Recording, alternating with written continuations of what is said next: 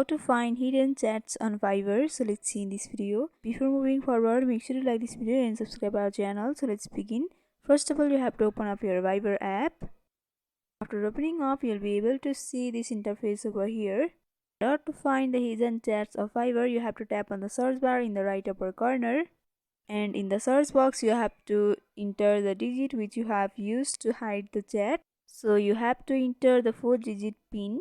And after entering, simply go for search. By doing that, you can see the chat I have hidden with this PIN number has been displayed over here in the screen. So if you want to unhide the chat, then you can simply tap on the chat. And after that, in the right upper corner, you can see the 3-dotted vertical line. So simply tap on that. And after tapping on that, you have to tap on chat info. And after that, you have to enter the 4-digit PIN number which you have used to hide the chat. And after entering that, you can see the chat has been on hide. So by following this simple step, you can find the hidden chats on Fiverr. So hope this video was helpful. Don't forget to like, comment, share and subscribe our channel for more videos like this. Thanks for watching.